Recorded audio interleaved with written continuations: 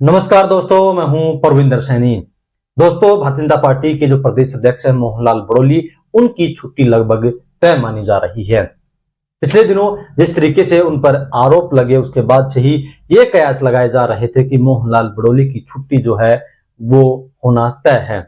लेकिन अब बीजेपी की कमान कौन संभालेगा? अब भारतीय जनता पार्टी का हरियाणा प्रदेश अध्यक्ष कौन बनेगा? इसको लेकर सवाल उठ रहे हैं कि आखिरकार वो कौन सा नाम है जिस पर भारतीय जनता पार्टी भरोसा जताएगी, जिसको भारतीय जनता पार्टी हरियाणा का चेहरा बनाएगी।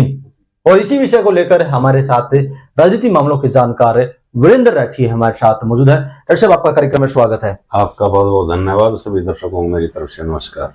दर्शक, अब बड़ोली की छुट्टी लगभग तय मानी जा रही है और इसके बाद कई नाम जो है निकलकर सामने आ रहे हैं। अगर हम पंजाबी समुदाय से बात करें तो जो मनीष ग्रोवर है उसका नाम सामने आ रहा है। तो आपको क्या लग रहा है, क्या पार्टी ग्रोवर पर दांव खेल सकती है? देखिए, भारतीय जनता पार्टी में कयास ही लगा सकते हैं। ये नहीं कह सकते कि निश्चित रूप से फला नेता प्रदेश अध्यक्ष बनेगा।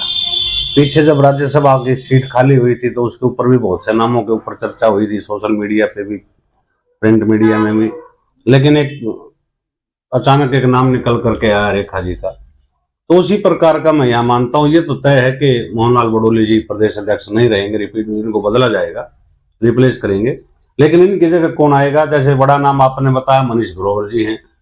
शुरू से जन्म से ही कहीं भाजपा के साथ जुड़े हुए हैं, कई चुनाव भी रोहतक से लड़ चुके हैं, एक बार मंत्री भी प्रदेश के अंदर रहे हैं। एक दो नाम और भी है जिनके ऊपर भाजपा चर्चा कर रही है। सुरेंद्र पुनिया है, अजय गौड़ हैं, और अगर ऐसी कोटि से बात करें तो सुनीता दुग्गल हैं। देखो, सुनीता दुग्गल की जहां बात आती है तो दो चीजों का कोटे की पूर्ति करती है, महिला भी हैं और एससी कोटे से भी हैं। तो हो सकता है उनका नाम भी आ जाए। पूर्व में एमपी रही हैं, बड़ी IRS अधिकारी रही हैं। एक संजय भाटिया जी हैं, उनका भी नाम पहले चला था, जो करनाल से सांसद रहे हैं। ऐसे कई नाम भाजपा के अंदर हैं। लेकिन इस फैसले के अंदर भी जो प्रमुख रूप से सलाह ली जाएगी वो मैं मानता हूं कि प्रदेश के अंदर मनोहर लाल खट्टर जी, प्रदेश के मुख्यमंत्री नायब सैनी जी से जरूर सलाह मशवरा होगा।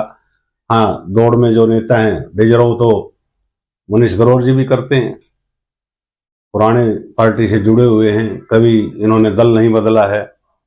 एक नेता ऐसा भी कल हमने दिखाई दिया कि जिन्होंने पूरी जी हुजूरी नायब सिंह सैनी जी की नड़वा रैली के अंदर कुलदीप बिश्नोई जी ने यहाँ तक कहा कि भाई इसने तो भूपेंद्र हुड्डा, दीपेंद्र हुड्डा को बेरोजगार कर दिया, इतने काम करवा दिए। लेकिन ये नहीं सोचा बेरोजगार तो तेरे परिवार को कर दिया कि भाई आज ना तू MLA है, ना MP है, ना तेरा बेटा MLA है, ना MP, ना तेरे घर वाली MP, ना MLA, ना टिकट एक मिली थी, वो लड़का चुनाव हार गया, इतने पुराने गढ़ से चुनाव हार गया।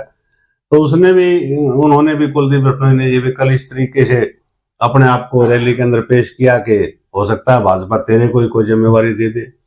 लेकिन ऐसे कई नेता हैं, लेकिन भाजपा के अंदर निश्चित रूप से नहीं कह सकते कि इसके नाम की लॉटरी खुलेगी। भाजपा में तो पर्ची से तो मुख्यमंत्री निकलते हैं, तो हो सकता है प्रदेश अध्यक्ष भी पर्ची से ही निकले। डॉक्टर साहब, जिस तरीके से OBC से मुख्यमंत्री बनाया गया है तो कयास ये भी लगाए जा रहे हैं कि हो सकता है कि इस बार जो है किसी जाट नेता को मौका दे दे। सुरेंद्र पुनिया का नाम जो है निकलकर सामने आ रहा है।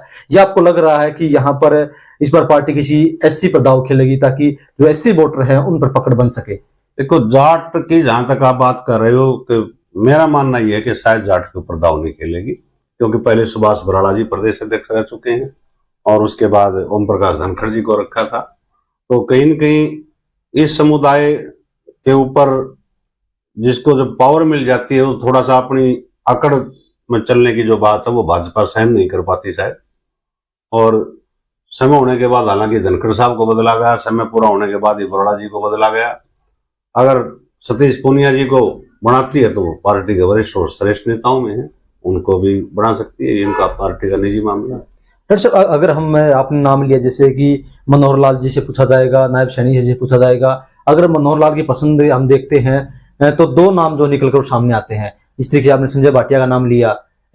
उस टाइम पे मनोहर लाल जी ने कहा भी था कि अगर संजय भाटिया कहेंगे तो मैं चुनाव लड़ूंगा करनाल से। और दूसरी तरफ जो रोहतक से पूर्व मंत्री रह चुके हैं मनीष ग्रोवर, वो काफी करीबी जो नेता है वो माने जाते हैं मनोहर लाल जी के। लेकिन पिछले दिनों हमने देखा कि जो नायब सैनी और जो ग्रोवर है उनके बीच में कुछ खिटपिट देखने को नजर में आई। तो क्या ऐसे में आपको लगता है कि यहाँ पर दाव चल सकता है? देखो, चल भी सकता है। वही बात मैं कह रहा हूं कि भारतीय जनता पार्टी अपने पत्ते कभी नहीं खोलती।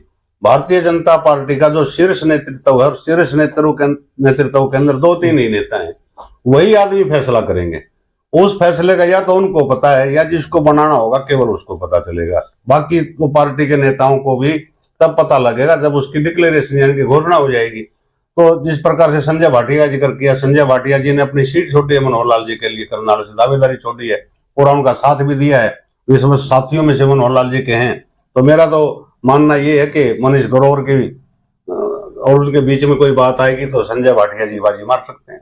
डॉक्टर साहब, अगर हम देखते हैं जिस तरीके से जिन विपरीत परिस्थितियों में मोहनलाल बड़ौली को प्रदेश अध्यक्ष की कमान सौंपी गई थी, सत्ता में लेकर आए, तो क्या ये मान सकते हैं कि उनका कार्यकाल जो है काफी सफल रहा, या एक दाग लगा जिसकी वजह से उनकी विदाई जो है तय मानी जा रही है? देखो, राजनीतिक रूप से आप देखेंगे तो मोहनलाल बड़ौली जी जब प्रदेश के अध्यक्ष बने और उनके अध्यक्षता के अंदर चुनाव हुआ, उन्होंने खुद एमपी का चुनाव लड़ा। भले ही वो 17-18 हजार वोटों के थोड़े से मार्जिन से वो चुनाव हारे, वो चुनाव में हार जीत चलती रहती है, कांटे का मुकाबला था।